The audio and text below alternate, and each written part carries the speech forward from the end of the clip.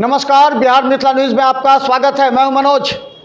हम बता दें, दरभंगा में ही नहीं पूरे देश में चर्चा है, वो है नारी सशक्तिकरण की।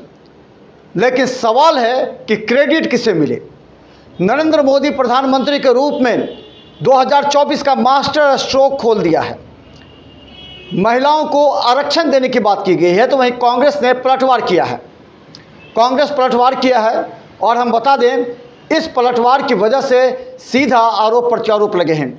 लेकिन 454 सदस्य लोकसभा के हैं, उन्होंने इसे मंजूरी दे दी है। तो वो कौन हैं जो महिलाओं की बात तो करते हैं, लेकिन दो विपक्ष हैं जिन्होंने सीधा अलग कर दिया है, यानी कि वो विरोध में हैं। हम बता दें कि आखिर इस बार कौन से विरोध में हैं, वो हम आपको बता देंगे। हम बता दें, आज हमारे साथ इसी मुद्दे पर डिबेट करने के लिए तैयार हैं। सबसे पहले बता दें कि हमारे साथ डिबेट करने के लिए चालू है हमारे साथ सोनी पूर्वे जी, भारतीय जनता पार्टी से संबंधित। सोनी जी, आपका स्वागत है। बहुत बहुत धन्यवाद मनोज जी। चले हम दूसरी तरफ बता दें, नगमा प्रवीण जी हमारे साथ हैं। नगमा जी, आपका स्वागत है। उसके बाद बता दें, लोक जनशक्ति पार्टी रामविलास की हमारे साथ हैं पूनम जी। पूनम जी, आपका स्वागत है। पूनम जी आपका स्वागत है। पूनम जी, आवाज़ आ रही है मेरी? पूनम जी।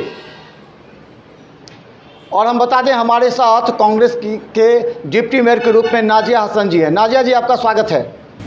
बहुत बहुत शुक्रिया, धन्यवाद आपका, थैंक यू सो मच। तो पूनम जी बता दें, पूनम जी अभी नहीं जुड़े, लेकिन हम सबसे पहले हम करना चाहेंगे एक नाजिया जी ये बताइए कि ये एक बहुत बड़ा कदम है। बिहार में पहले से ही 50% आरक्षण है, जिसके बल पर आज आप डिप्टी मेयर हैं। इसके अलावा जो 35-33% जो है वो ऑलरेडी आरक्षण है। अलग अलग सरकारी नौकरियों में 50% आरक्षण है। तो इस तमाम आरक्षण के बीच अगर हम कहें तो इसका लाभ कितना मिल रहा है, महिलाओं को लाभ कितना मिल रहा है? नाजिया जी। जी, सबसे पहले मैं तो अपने राजीव गांधी का बहुत बहुत कोटि धन्यवाद करती हूँ, नमन करती हूँ उनके। और ये जो उनकी जो सोच थी, उनकी जो विचार थी, 1991 में उनकी एक सोच विचार थी, घोषणा पत्र उन्होंने आरक्षण की मांग रखी थी। ये तो उसी टाइम में ही लागू हो गया था। ये एक तरह से महिलाओं को जो शक्तिकरण, यानी कि महिलाओं क्या कर सकती हैं फील्ड में, महिलाओं की क्या रणभूति हो सकती है, राजनीति में हो या हर। पूनम जी, आवाज़ आ रही है? पूनम जी आ गई आप? पूनम जी, मेरी आवाज़ आ रही है आपको? हाँ, आ रही है। पूनम जी आ गई आप? हाँ। पूनम जी, हाँ चलिए, नाजिया जी बोलिए। हाँ, तो एक तरह से ये महिलाओं के लिए है, ये महिलाओं की भागीदारी है, ये जो महिलाओं का शक्तिकरण है, ये जो उनकी जो निष्ठा और जो उनकी जो एक सोच थी कि कुछ करना है अब हर फील्ड में। तो ये हम महिलाओं को ये सहानुभूति, यानी कि एक हौसला, जो उन्होंने जो सोच रखा था राजीव जी ने, उनका सपना साकार हुआ है। और मैं अपनी महिलाओं को एक मजबूती के साथ देखना चाहती थी, वो उन्होंने साबित कर दिया। और आने वाले दिनों में ये खुद आपको एक अच्छा मैसेज मिलेगा, अच्छा संदेश मिलेगा कि हमारी महिलाएं, हमारी बेटियां किस तरीके से हर तरह से और मजबूती के साथ कदम बढ़ाती हैं। ठीक है, धन्यवाद।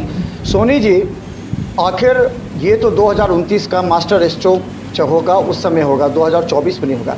आप इसको किस रूप में लेते हैं? महिला आरक्षण जो प्रधानमंत्री नरेंद्र मोदी ने जो रखा है, उसको किस रूप में लेते हैं सोनी जी?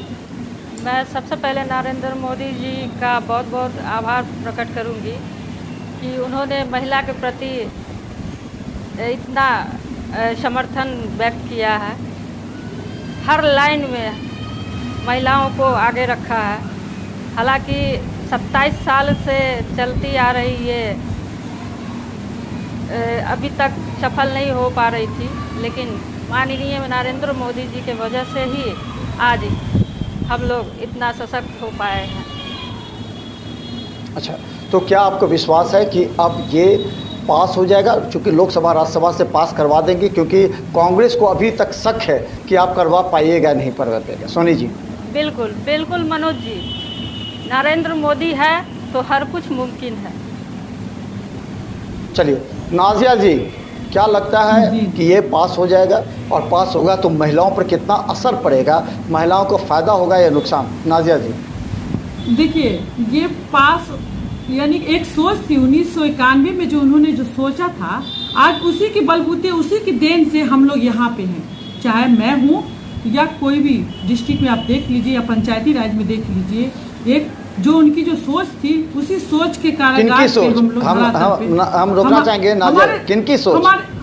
हमारे राजीव जी की सोच। अच्छा, राजीव गांधी की सोच। हाँ जी, जो उनकी जो सोच थी, आज जो सत्ता में जो बैठे हुए हैं, आज अगर उसी टाइम में सहमति दे देते तो अब कब का ये बिल पास हो गया था, कब का ये हम। हाँ, एक बार बोलने दीजिए, उसके बाद आप रिपीट कीजिएगा। हाँ बोलिए, बोलिए प्रवीण जी। आज उस टाइम में तो आपने अगेंस्ट कर दिया तो हमारा बिल रुक गया, ठीक है, हमारी महिलाओं को वो नहीं मिल पाया। अगर आज वही देखिए कि वही सत्ता में है बैठे हुए, आज उन्हीं की भालभाती उनकी पूरी फैसिलिटी मिल रही है, सब चीज मिल रही है, आज वो निर्णय लेते हैं तो ये सोचिए कि ये सोच किसकी थी, ये देन किसकी थी, ये सोचने का बदलाव, ये चेंजिंग ये कौन लेकर के आया धरातल पे। ये एक अच्छा मैसेज उन्होंने दिया, सोच।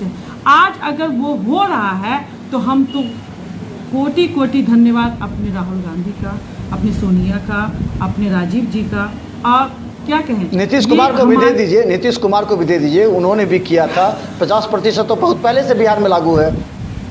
जी जी जी जी, सभी का नहीं, लेकिन देखिए नीतीश जी, हाँ सही बात है, नीतीश जी की घोषणा था जो महिलाओं को ये कुछ भी एक तरह से महिलाओं को जो हिम्मत, प्रेरणा, हौसला जो घर से चूल्हे से लेकर के निकल करके वो समाज के लिए एक अच्छा वरदान और मैसेज दे सकती है, ये सभी की सोच थी। आज धरातल पे जो हम हैं सिर्फ उनकी बदौलत है, कांग्रेस के बदौलत है। सोनी जी अब हम लोग डिबेट करेंगे, सब एक दूसरे के मुद्दे को काट सकता है, अब थोड़ा देर सुन भी सकते हैं, काट भी सकते हैं। सोनी जी, राहुल गांधी जी का ये देन बता रही है, आपको लगता है कि राहुल गांधी जी के समय में 2010 में भी इस बात को लाया गया था, लेकिन इसका बिल का प्रारूप नहीं बना था? सोनी जी, मानते हैं आप इसको राहुल गांधी जी का देन है? बिल्कुल नहीं, बिल्कुल नहीं सर। 70 साल से कैसे नहीं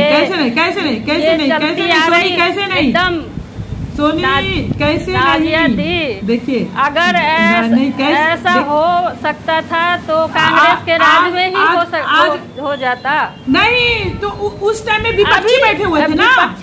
आज जो सत्ता, सुनिए, आज जो सत्ताधारी में बैठे हुए हैं, आज जो सत्ताधारी में आज जो सहमति दे रहे हैं, उस टाइम में अगर सहमति दे दिए होते तो ये कब का मिल गया होता? समय आप एक चीज को उस समय नरेंद्र मोदी जी का था ही नहीं, अभी पूरे सत्ता में है। कीजिए कि आज विपक्ष में बैठ करके उस टाइम में आपने क्यों नहीं लाया?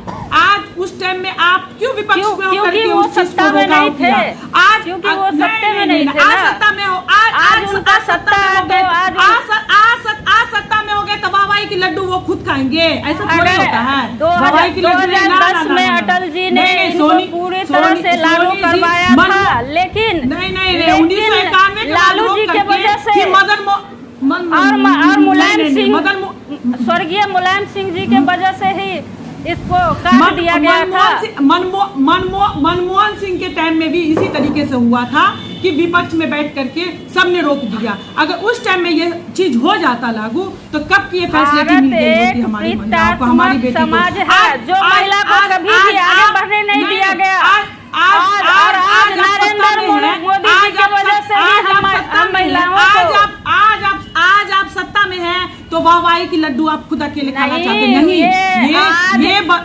अच्छा बता दें, आप बता दें, एक मिनट पूनम जी आ गई है हमारे साथ, पूनम जी जुड़ रही है हमारे साथ, जो लोक संस्कृति पार्टी रामविलास के। पूनम जी, आप डिबेट में अभी आई हैं, अभी आरोप लग रहा है कि ये राहुल गांधी जी के समय से ही प्रारंभ हुआ है, क्या कहेंगे?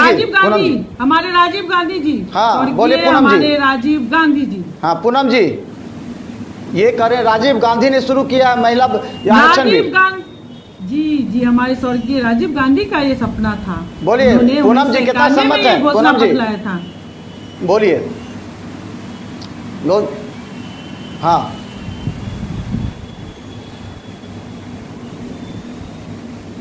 राष्ट्रपति नहीं, प्रधानमंत्री। हाँ महिला प्रधानमंत्री जी बनी थी महिला, उसी समय से कुछ दिन तो महिला का आरक्षण नहीं दिया गया था, और उसके बाद सरकार जो महिला का आरक्षण दिया है तो महिला के लिए बहुत ही गर्व की बात है।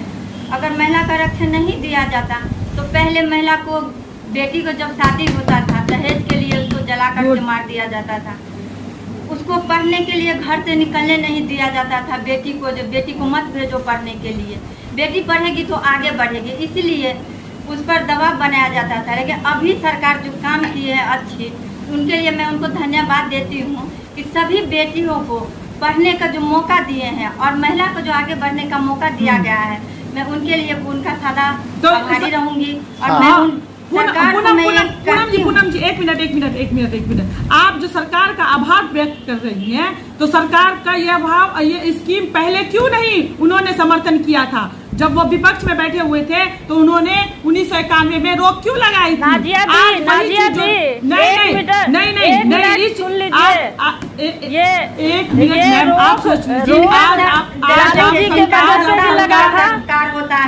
नहीं, आज आप सरकार कभी भी नहीं चाह रही थी। आज मैं सरकार का समर्थन इसलिए कर रही हूँ कि आज उन्होंने, जब से उन्होंने महिला का आरक्षण दिया है तब से महिला सुरक्षित है, लेकिन नहीं भी है। महिला पढ़ लिख कर नौकरी करती है, और मैं चाहती हूँ कि हर क्षेत्र में, हर तरह महिला, हर विभाग में महिला जाए। और मैं सरकार से ये निवेदन करती हूँ कि हर साल वैकेंसी निकाले, और महिला का जो अपना तैयारी कर रही है, नौकरी करती है, तो नौकरी में उनको जगह दे। चलिए हम बता दें, हम इसमें दो मुद्दे रख रहे हैं, दो मुद्दे पर अलग अलग सबका विचार, क्योंकि देखिए आप लोग का विचार काफ़ी महत्वपूर्ण है। हम तमाम दर्शकों को कहना चाहें, देखिए दरभंगा में भी ऐसे महिला हैं जो अपने पार्टी का, अपने कंसेप्ट को रख सकते हैं आपके सामने में, और ये डिबेट बिहार का सबसे बड़ा डिबेट शो है जिसमें अपने अपने विचार रख करके आप लोग तक पहुंचाने का प्रयास कर रहे हैं। हम सबसे पहला सवाल पूछ रहे हैं कि देखिए महिला का जो आरक्षण है, क्या आरक्षण से महिलाओं को वास्तव में लाभ मिला है? क्या महिलाओं को अभी तक पुरुष के पद पर महिलाओं को जो रखा गया, और अभी भी कई जगह पुरुष ही उसको संचालित करते हैं, ये सभी जानते हैं, तो क्या वास्तव में महिलाओं को आरक्षण मिला?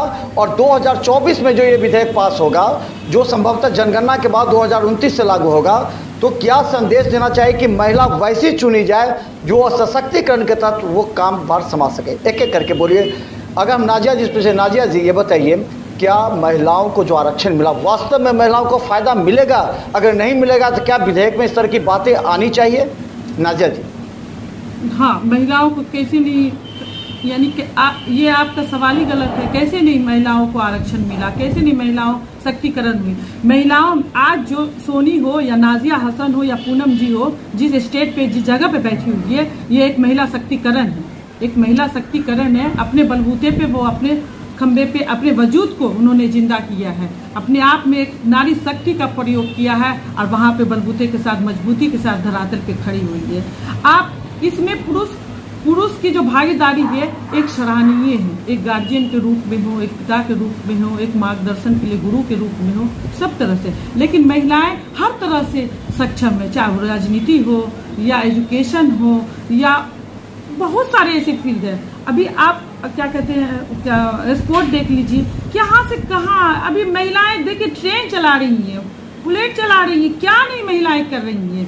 तो एक महिलाओं को एक हिम्मत और हौसला सभी गार्जियनों की वजह से मिलता है, पुरुषों की वजह से मिलता है कि वो अपने आप को पहचाने, निखारे और संवारे, और उसके बाद से धरातल पे वो उतरे और अपनी वजूद की पहचान वो खुद पूरे समाज में एक मैसेज दे करके। आज जहाँ पे मैं हूँ तो मैं पुरुषों की भी भागीदारी समझती हूँ कि पुरुष हैं, गार्जियन है, क्योंकि उनका मार्गदर्शन भी हम लोगों को एनी हो जरूरी है।